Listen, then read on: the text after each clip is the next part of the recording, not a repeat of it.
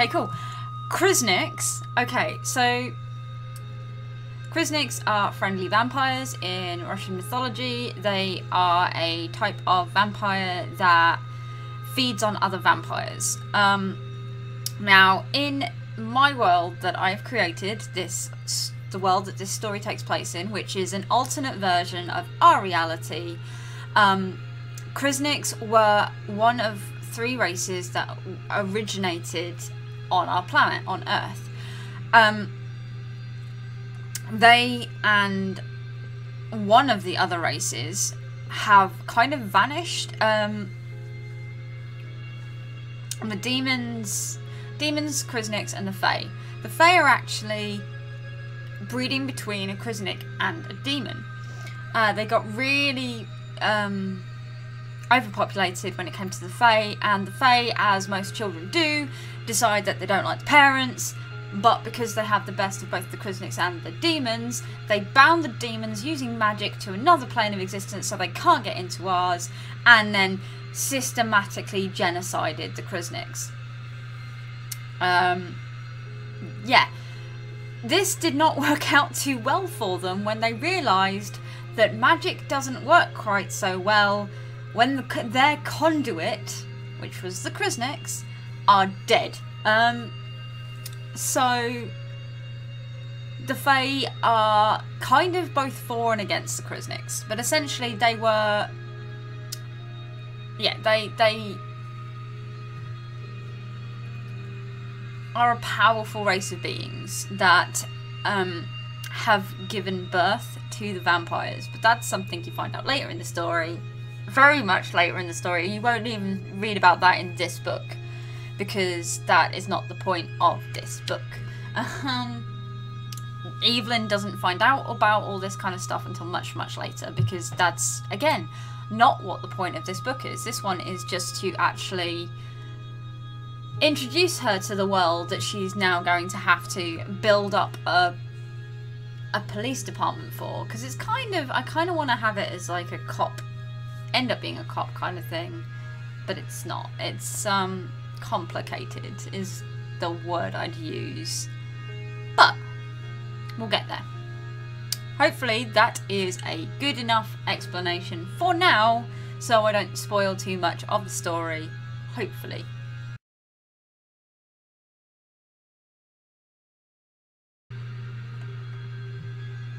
Not yet. She does not. She has a feeling that he's something, because he has big pointy teeth, and most normal human beings do not have teeth that big and pointy. Plus, vampires in my world, they're canines, and then the 2 teeth on either side of the canine are very pointy, and on the bottom jaw as well. So they have 2 main sets of teeth, and then 4 separate teeth on both jaw, and they kind of all meet up. So if a vampire in my world bites you, you know, you are losing chunks of flesh and probably dying, to be honest. They don't do a lot of biting, unless they frenzy, and then they tear you to pieces, to be honest. But anyway, she doesn't know that he is a vampire just yet.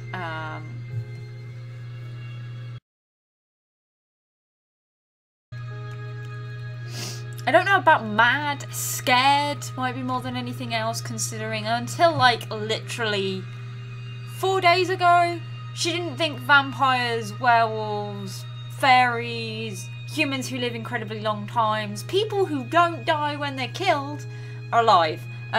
You know, she didn't think any of that was real. It was all stories and things told to, you know, sell movies and books and stuff like that. And so yeah, I have a feeling she's going to be more afraid than angry.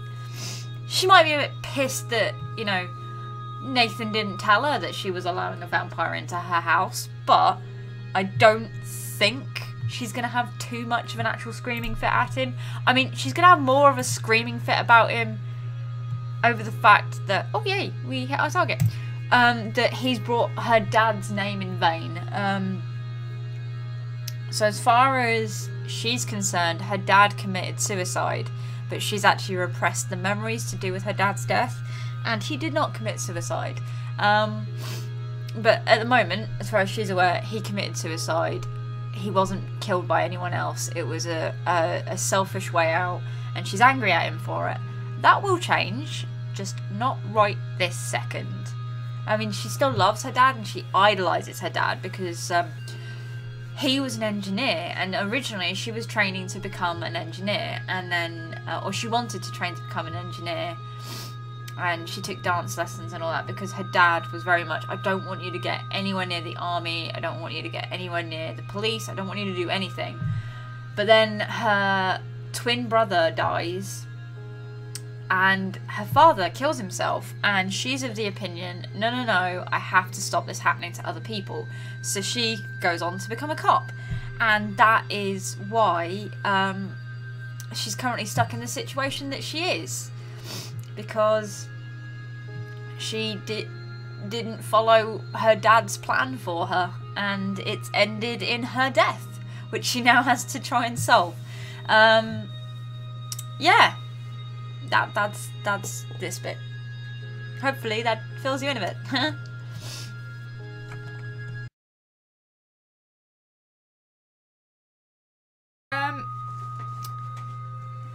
It's kind of, I died but I got better.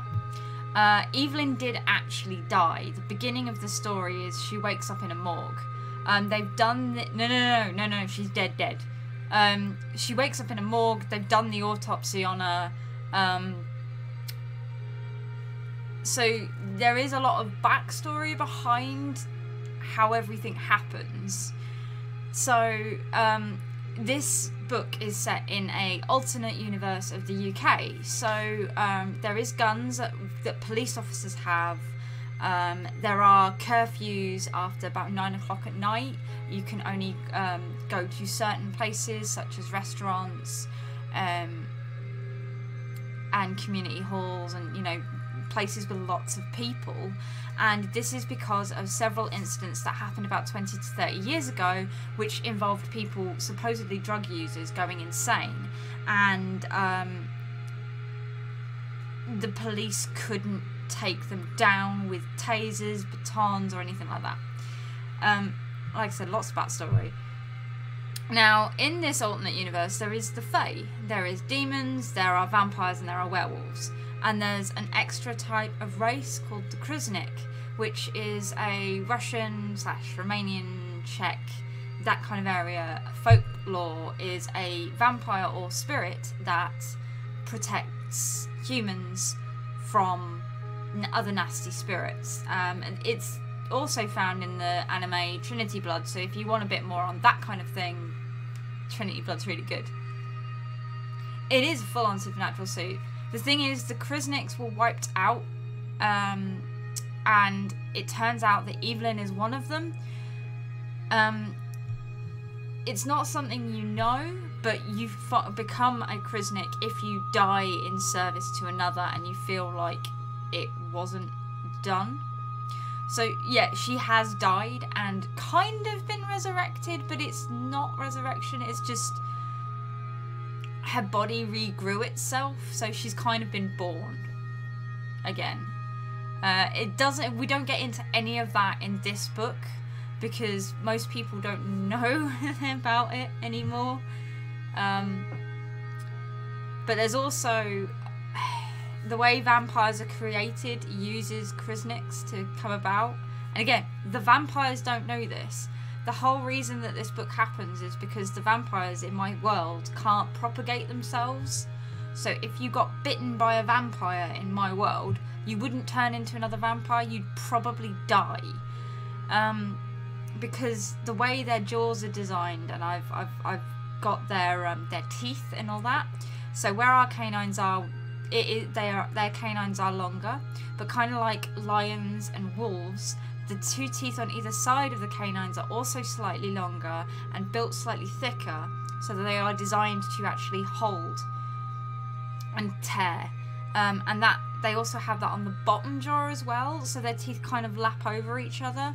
So yeah, they can still close their mouths, but they're pretty obvious what they are, as long as you're looking for it. So if they bit you, you're gonna die, pretty much. depending on who your master is, depends on what powers you have. So Fae create vampires using a mix of their blood and Kruznik blood to bind a human that wants to become a vampire to them in exchange for services. Sometimes they just want to become a vampire because they want to live forever. Fine, done, you're a vampire.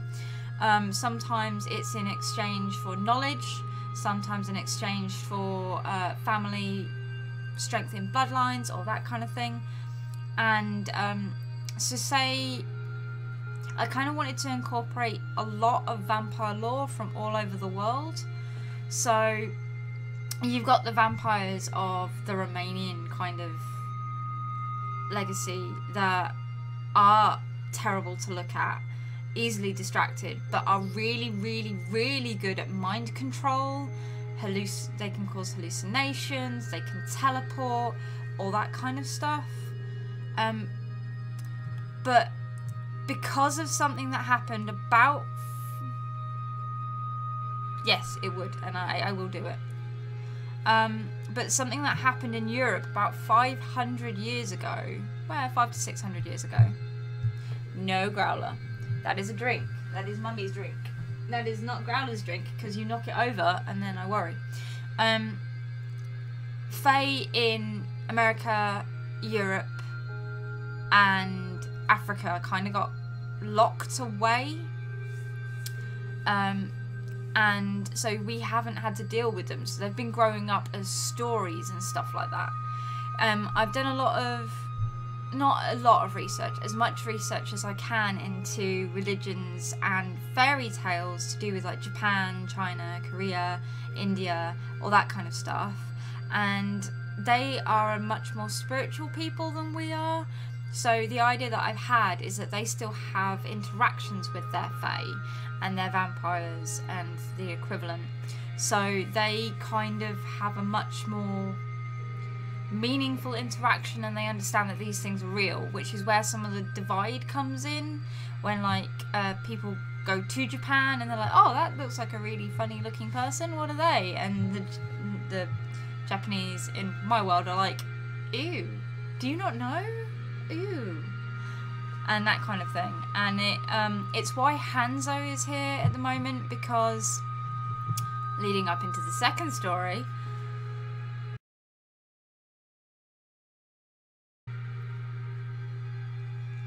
I have like notebooks all over the place. I have character names, I have family histories, I have genealogies, I have ideas for what books I want to do with the story, because I do have an overarching story, but I mostly wanted to do stories building a world.